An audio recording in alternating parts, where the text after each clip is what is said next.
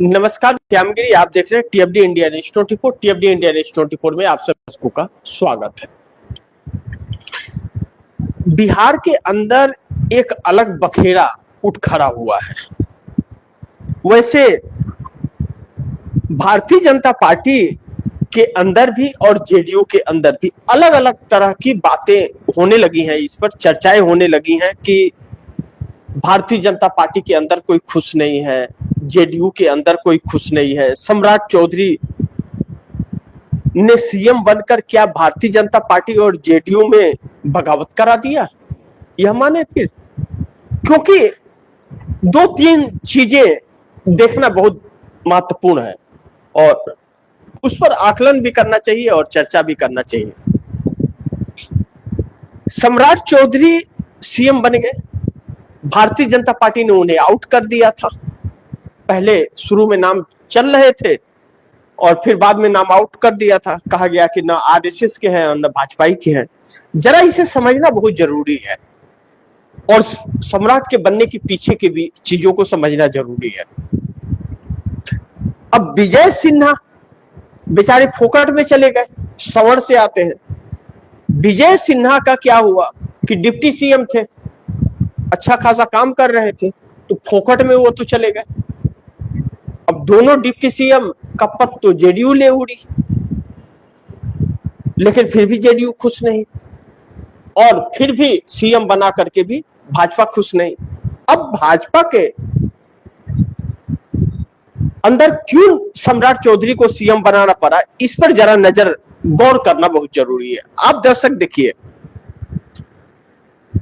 सुशील मोदी नेता हुआ करते थे बिहार का, अभी 2024 तक थे। 2024 में कोरोना के वक्त उनका स्वर्गवास हुआ, वो कैंसर से पीड़ित हो चुके थे। भारतीय जनता पार्टी ने किसी को नेता बनाया ही नहीं बिहार में, सबको घुमाया, नचाया और चलाया। अब गिरिराज सिंह, बताइए गिरिराज सिंह किसी में है? 13 में चाहे 56 में, किसी में है? किसी में नहीं है। उन्हें कोई मुख्यमंत्री बनाएगा, उनके नाम पर कोई वोट देगा बिहार के अंदर? तो वो नहीं है। विजय सिन्हा, उनको उनके नाम पर कोई वोट देगा बिहार के अंदर? आप खुद ही ध्यान से सोचिए, विजय सिन्हा डिप्टी सीएम जो थे, उनके नाम पर कोई देगा? वह अपने विधानसभा क्षेत्र में जाते हैं तो मुंह पर गोबर लोग फेंकते हैं, चप्पल जूते फेंकते हैं। इसी बार चुनाव में सब कुछ नजर आया, तो उनके नाम पर कौन देगा? लेकिन सम्राट चौधरी के भी नाम पर कौन देगा?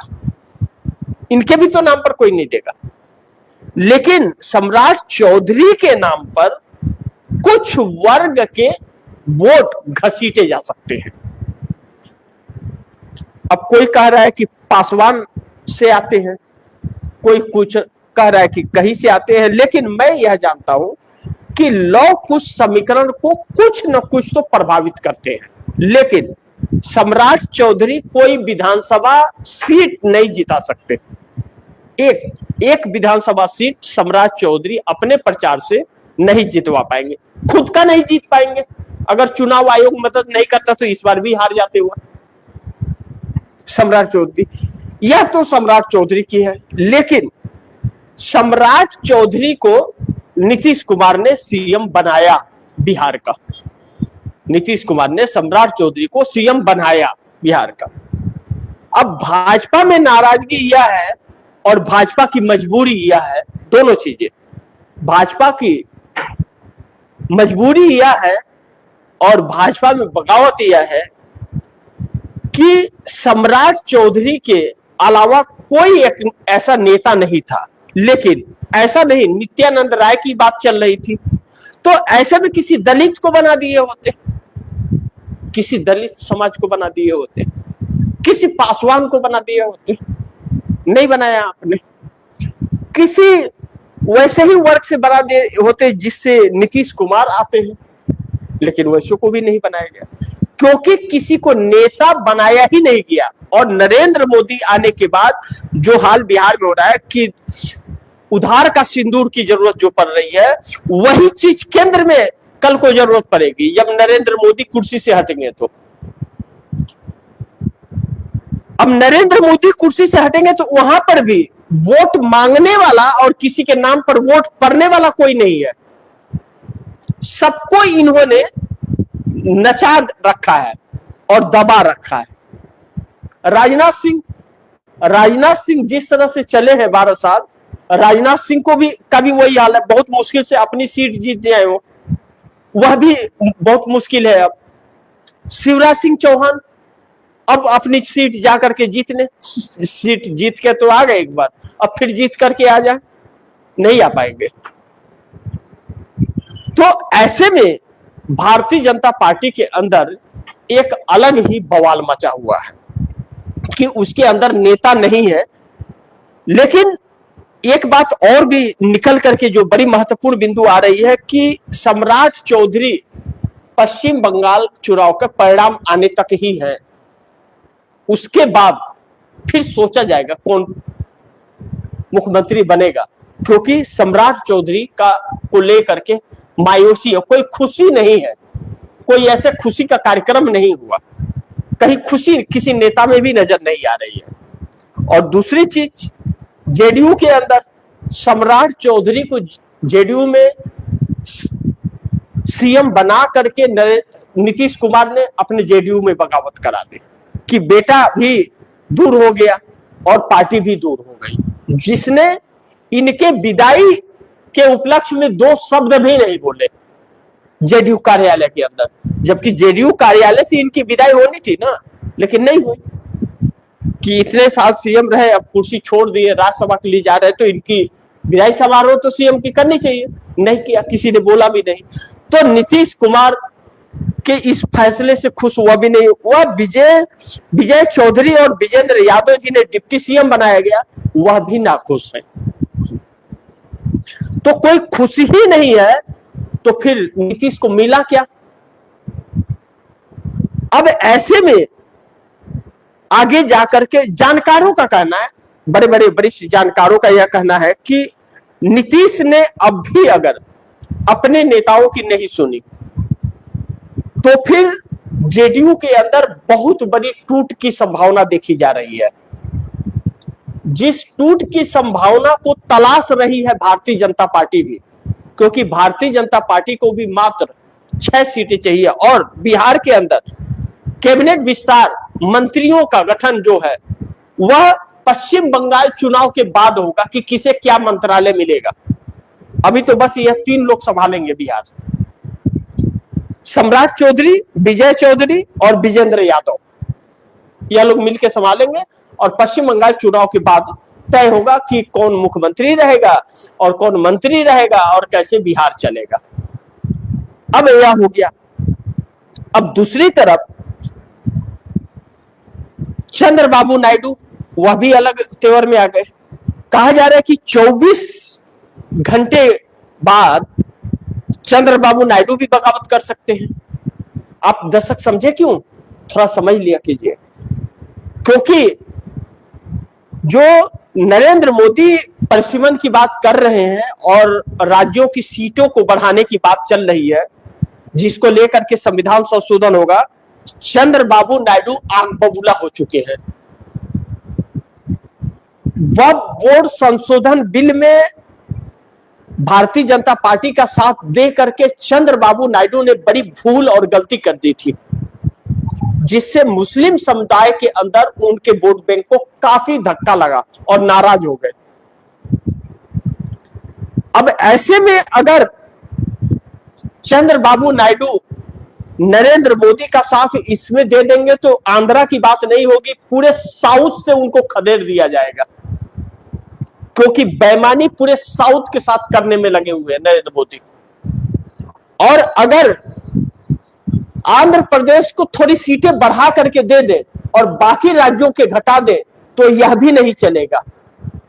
चंद्रबाबू नायडू साउथ से ही आते, फिर आंध्रा वाले उनको खदेड़ने लगेंगे कि सिर्फ आंध्रा ही साउथ में नहीं है, बाकी के भी साउथ में है। बगल में कर्नाटका है, दूसरे बगल में एक साइड में तेलंगाना है तो दूसरे साइड में कर्नाटका है, एक तरफ उड़ीसा आ रहा है, एक तरफ वो आ रहा है, क्या नाम है कि केरल आ रहा है, तमिलनाडु आ रहा है, पांडिचेरी आ रहा है, जी नहीं पाएंगे। उन्हें पूरे हित को देखना पड़ेगा। ऐसे में चंद्रबाबू नायडू भी जब 3 दिन का विशेष सत्र शुरू हो रहा है, तो विशेष सत्र बड़ी हंगामेदार होने की आसार बताए जा रहे हैं। अब ऐसे में जानकारों का यह कहना है कि नीतीश ने जो चाल चल दिया है, रातों रात बिहार में सम्राट चौधरी के सीएम पद के लिए चला था बिहार में, और बनने से जो बगावत हुआ है, भारतीय जनता पार्टी को इससे काफी नुकसान, भारतीय जनता पार्टी के अंदर भी टूट हो सकती है। तो क्या नीतीश खुद को टूटने से देख करके वो भाजपा को भी टूटने के लिए सम्राट चौधरी को बना दिए हैं क्या? यह सब तो जो है वो है, लेकिन नीतीश कुमार को अब अपनी पार्टी की तरफ, अपनी पार्टी के मद्देनजर नीतीश कुमार कुछ बड़ी प्लानिंग में है, कहा जा रहा है। और जब राज्यसभा में बैठेंगे और विशेष सत्र पर सुनवाई होगी 3 विधेयक, तो चंद्रबाबू नायडू जो आग बबूला है, उससे नीतीश कुमार भी चंद्रबाबू नायडू के साथ ही खड़े होंगे। और अगर ऐसा हुआ, क्योंकि अब नीतीश कुमार मजबूर इससे है कि नीतीश कुमार यह समझ गए पार्टी को लेकर के, सम्राट चौधरी को चाहे जिस सोच से भी नीतीश कुमार बनाए हो, या किसी को समझ नहीं आ रहा है, अभी तक किसी को भी समझ नहीं आया।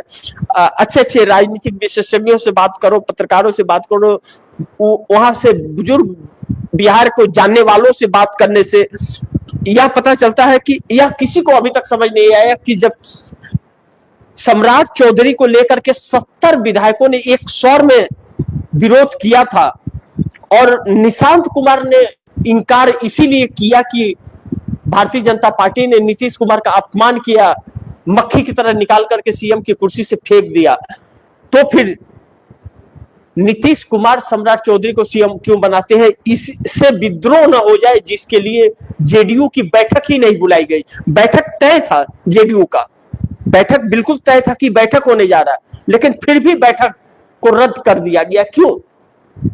और जेडीयू का बिना बैठक हुए एनडीए का नेता कैसे चुन लिया गया?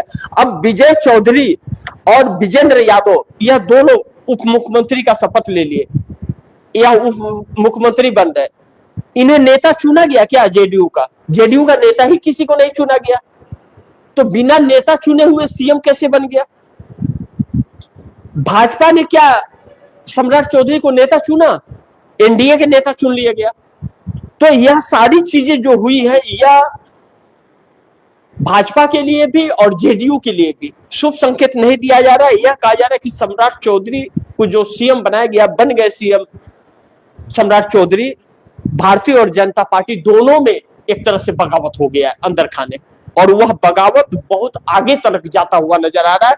इसलिए अब नरेंद्र मोदी भी नहीं आए, अमित शाह भी नहीं आए, चूंकि नरेंद्र मोदी का तो गला फंसा हुआ है, तो वह तमिलनाडु गए हैं, पार्लियामेंट सेशन शुरू हो रहा है, विशेष सत्र बुला रखा। अब साउथ से ही बिगुल बज रहा है, तमिलनाडु से ही बिगुल फूका है कि आंदोलन का, और तमिलनाडु ही पहुंचे हैं, तो वहां जाकर के कुछ माइंड को डाइवर्ट करने की कोशिश कर रहे हैं, इसलिए बिहार नहीं गए। अब बिहार खुश भी नहीं है कोई, तो ऐसे में पश्चिम बंगाल का चुनाव हो जाएगा और उसके बाद रिजल्ट आ जाएगा, तब बिहार के अंदर छेड़छाड़ होगी। अगर पश्चिम बंगाल भाजपा जीत जाती है, असम जीत जाती है, तो बिहार के अंदर कुछ छेड़छाड़ करेगी, और नहीं तो जैसे चल रहा है वैसे चलने देगी। ऐसे में एक बड़ी मुसीबत में भारतीय जनता पार्टी पड़ी है। 2 चीजें समझी जा रही हैं इससे कि नीतीश कुमार ने बहुत सोच समझ करके अगर बनाया है, तो क्या अपनी ही पार्टी में बगावत करा दिया? अपनी पार्टी को कॉन्फिडेंस में नहीं ले पाए क्या?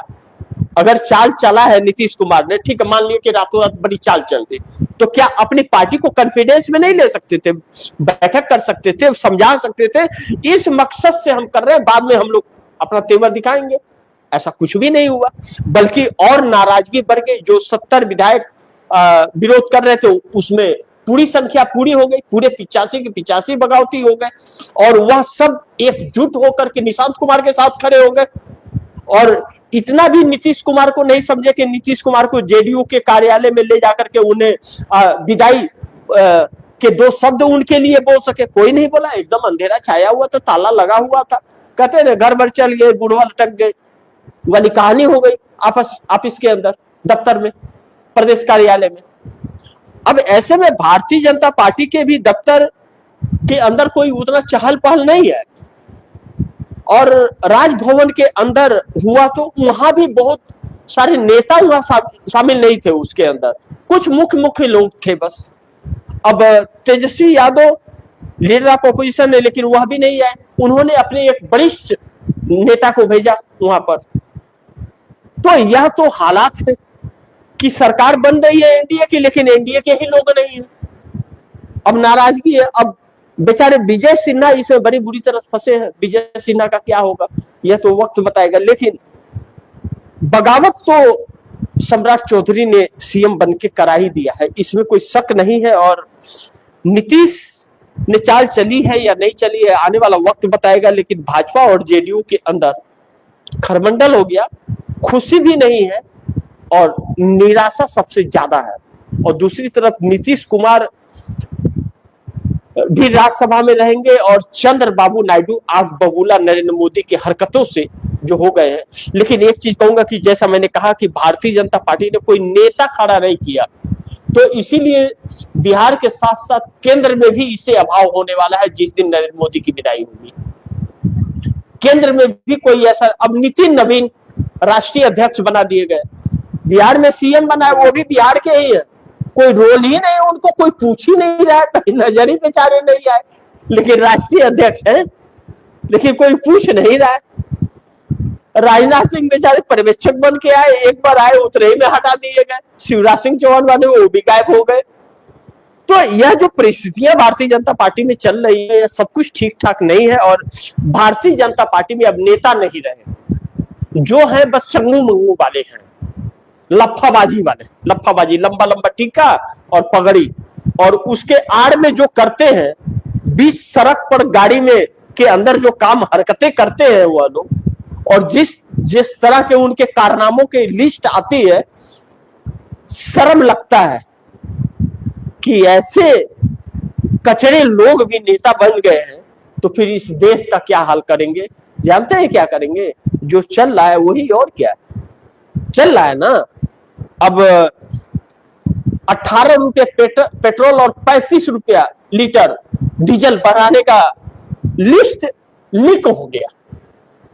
अब उसमें बढ़ोतरी होगी और कितने घटोतरी होगी वह तो वक्त बताएगा, लेकिन दनादन रेट बढ़ने का काम चालू हो गया। आप बैंक खाते से अगर 10,000 यूपीआई करते हैं, तो 10,000 यूपीआई करेंगे तो 1 घंटा बाद पहुंचेगा जिसके पास आप भेज रहे हैं। तो यह सारी चीजें बीच में मैनेज किया जा रहा है, और आगे आगे अभी बहुत कुछ होना है। देखिए क्या होता है। जो भी होगा, खबरें तो आप दर्शकों तक लाता रहूंगा। बाकी आप दर्शकों की क्या राय है, क्या सुझाव है, कमेंट बॉक्स में जरूर दीजिएगा। इस खबर को भी ज्यादा से ज्यादा शेयर कीजिएगा, अपने दोस्तों को भी कहिएगा आगे शेयर करें। और आपने टीएमडी इंडिया न्यूज़ 24 को सब्सक्राइब नहीं किया, सब्सक्राइब कर लीजिए, अपने दोस्तों को भी कहिएगा सब्सक्राइब करें। मिलते हैं अगली खबर के साथ, तब तक के लिए नमस्कार।